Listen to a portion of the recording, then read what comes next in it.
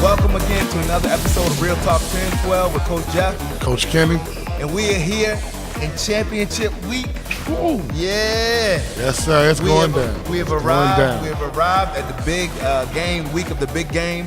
And we're excited as ever as we embark on last week of 10-12 Sports and in turn our last episode of Real Talk 10-12. Man, it's been a good ride. Hey, long, strong season, long up and down predictions. Speaking of predictions, man, you looking bad after last week. But we're gonna tight schedule, so we're gonna keep it move forward. Yeah, man, it was explosive last week, man. It was tough. Yeah.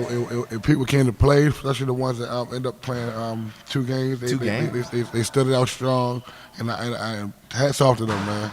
You know, even though 2 first-round teams didn't stand tall, they came excellent wins. Yeah. Second round, they just didn't. I guess. We ran into them roadblocks called the Eagles and the Ravens, man. Yeah, man. First and second seed, man. Let's run. We'll run through those games in a second, but just some quick reminders. This Saturday, we have after our Community Bowl game, which starts at 9:30. We have the All-Star game, which will be composed of Team Grace and Team Freedom. Those 2 teams.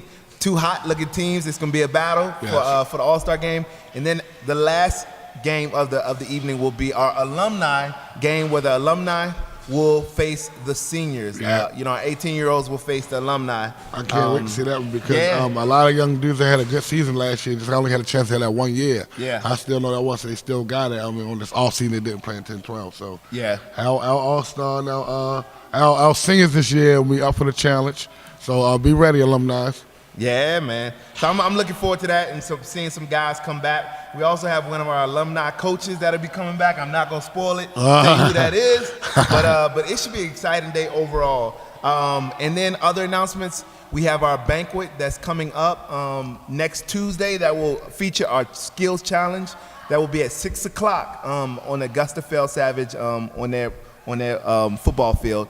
6 o'clock is our skills challenge. That's at 1500, I want to say Harlem Avenue is the field.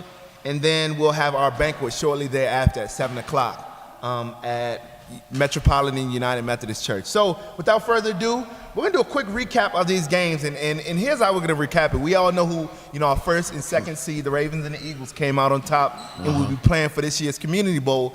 But what are some thoughts about those games? Anything stick out to you? Can I give a shout out to somebody one time real fast? I know we're on a tight schedule, but Chris from Philadelphia in the Timoteo League, man. We have had a few interact on Instagram, which he's a good dude. He seen the post, you put the bracket up there, and he's like, wow, you can tell it's not the NFL. The Ravens hiding the Eagles. I was like, man, Chris was my man. I had a chance to meet him when we went to Philly. So, man, I told you we were going to be there, man. I'll holler at you at the community. He did say that, yeah, he did say that. So thoughts from last week's game?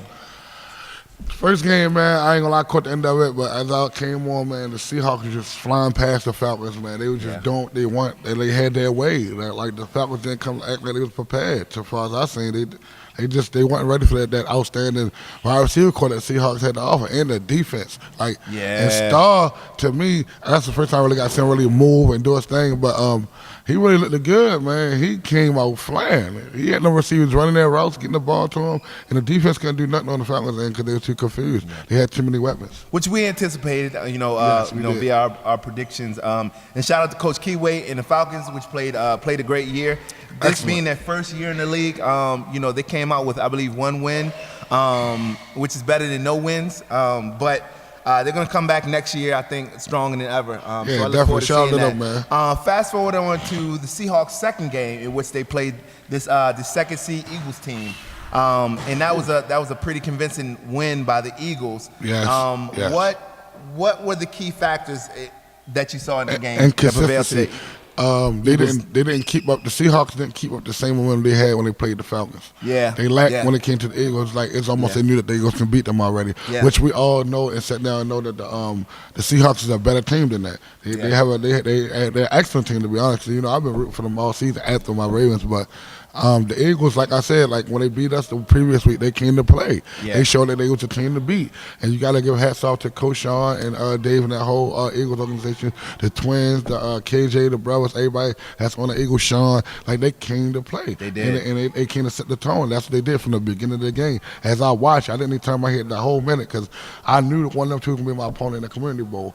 And them boys, I mean, Coach Sean had something to them boys, man. They did their thing. They did. And as you can see, I remember telling somebody, as soon as I saw, the Seahawks players start to mentally break down, I knew the game was over. With guys fussing at other guys and guys, some guys quitting on the team, quitting on plays and wanting to get out of the game. As soon as I saw that, I knew that it was going to get worse. And even though the game was close when that happened, first half it was. It was. I mean, it was a close game. I don't know what Seahawks they told them boys at the halftime for the Eagles, but they came out on lockdown defense.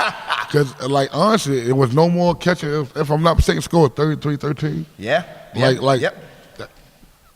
Hey, look at it. You got Isaiah, you got Rashad, you got Alexander. Like you got the receivers over there. So it looked kind of me to see that my boys like they crumbled, man.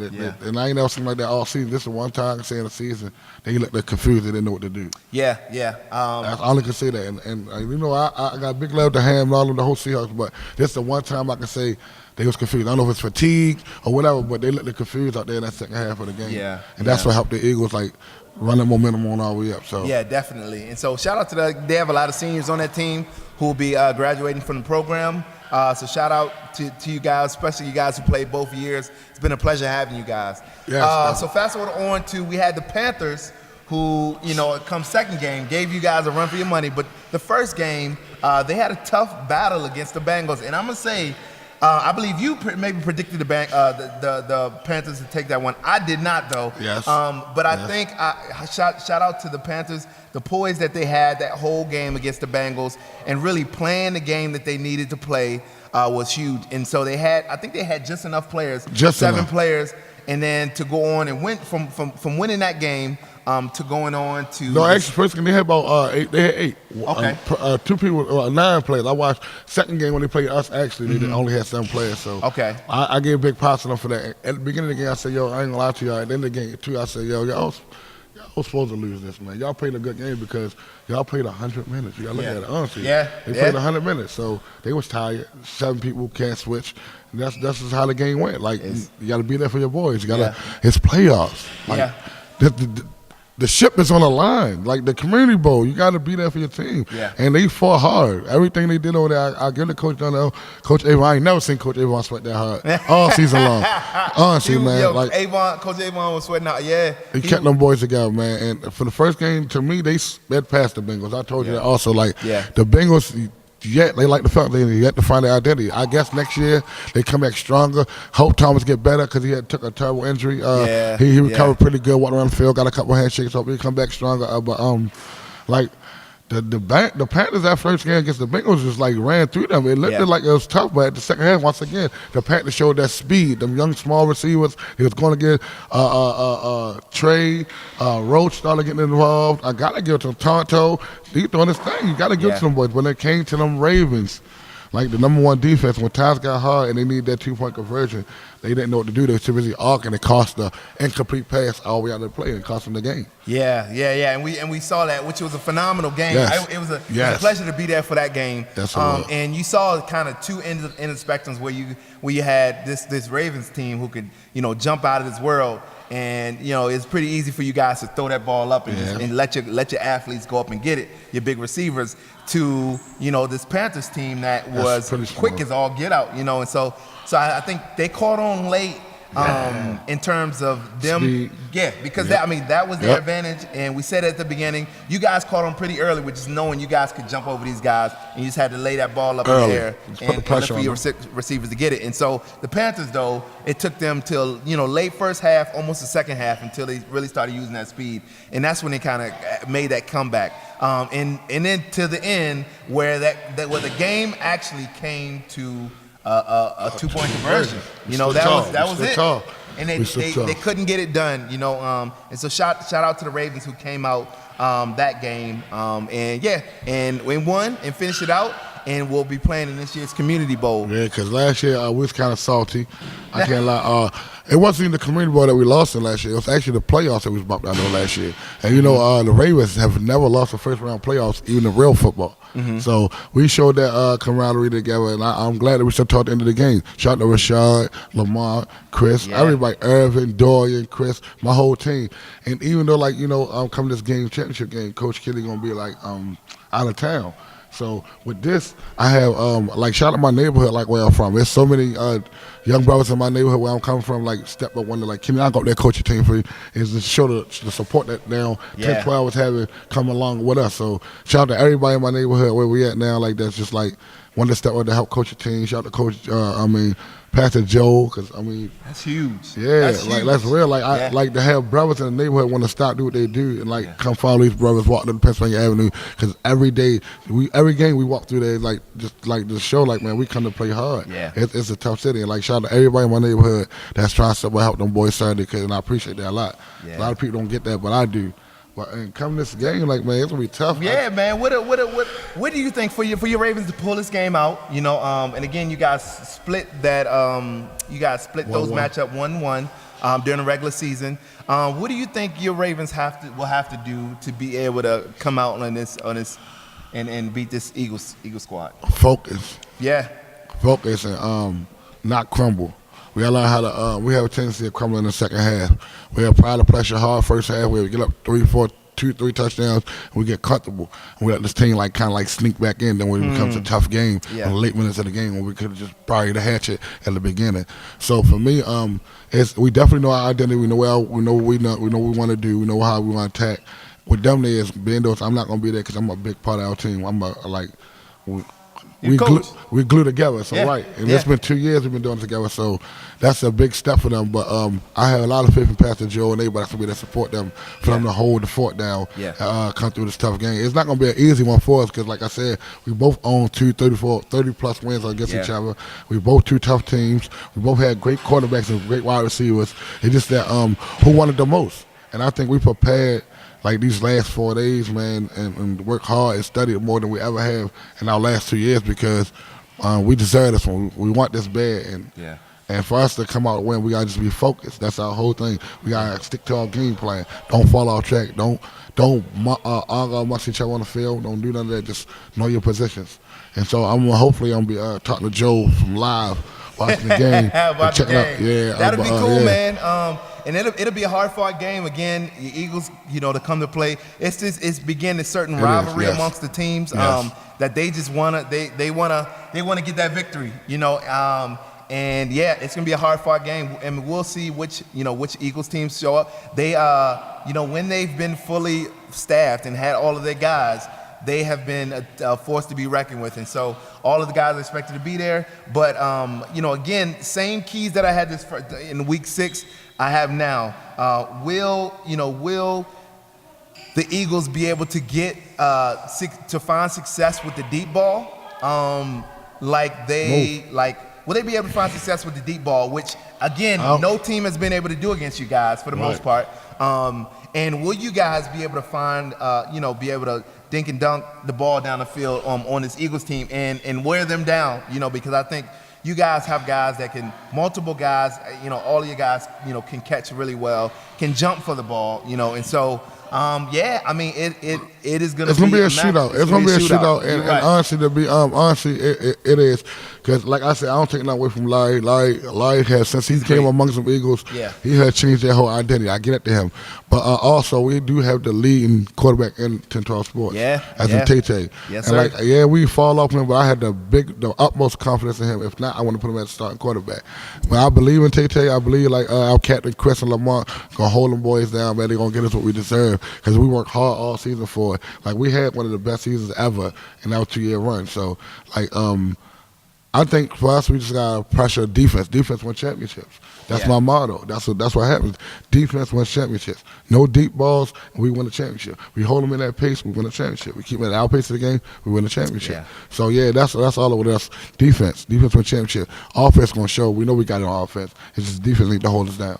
Yeah. And I can't lie, them boys faster out there, but we got some well-disciplined defenders on my side, which love going up in the air and jump for that ball. Yeah. I have no problem tipping it to Mega Mind, which is also, I would think, the top safety to me in the league with the most interceptions he's been at balling safety. out. So I got I got a good core, man, and the most thing we study and structure this week as far as practice, sticking together, glue. We got to be together. No, once we leave outside that gate, they walk outside that gate, they walk up to that field, to that game, we're brothers. There's no arguing with each other. So that's what we're looking for. And I could see that. I mean, those two things that you said. One is being able to stick together, and if you guys get down, to be able to hold your composure and play as a team. Right.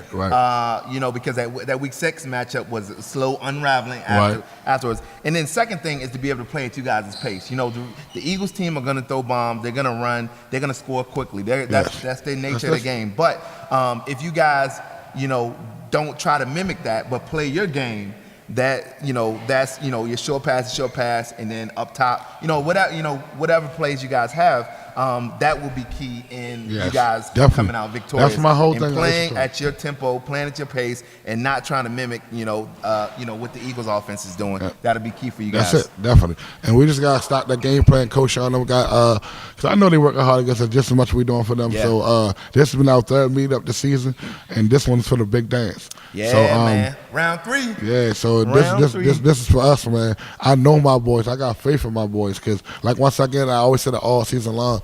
I don't knock the other teams and how they do, but we brothers, man. Yeah. I've been with these young boys, honestly, these.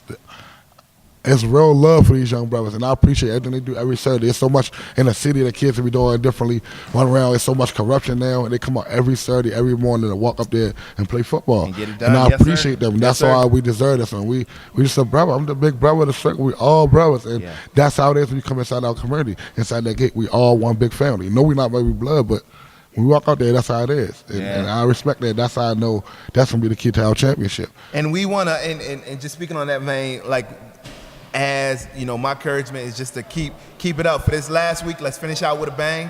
And we're gonna have some more visitors out. Let's show the community what we do as we come together as a community. We battle, you know what I'm saying? We get after it, but at the end of the day, we come together as a community. So we're gonna really be keeping you guys accountable for that. Definitely, definitely. And make sure you guys know your game day verse again. All right, so it won't be like a week 6 matchup. We have a couple guys staying out, it comes from John chapter 15 verse 12. It says, "This is my commandments: love each other in the same way I have loved you." All right, so that's John chapter 15 verse 12. Make sure that you know that game day verse to be able to play. But without further ado, it was a pleasure. It's been a pleasure all season long. Real Talk 10-12. We got round 3 this Community Bowl. It's gonna be exciting. Yes, sir. Exciting weekend this Saturday, and then exciting banquet to end off the season. Again, stay connected with our upcoming events, the basketball season. Yes. We may have a trip to Philly coming up soon. A couple other things, but you guys stay connected through the app, through the website, and look forward to seeing you guys on Saturday. Definitely. Peace.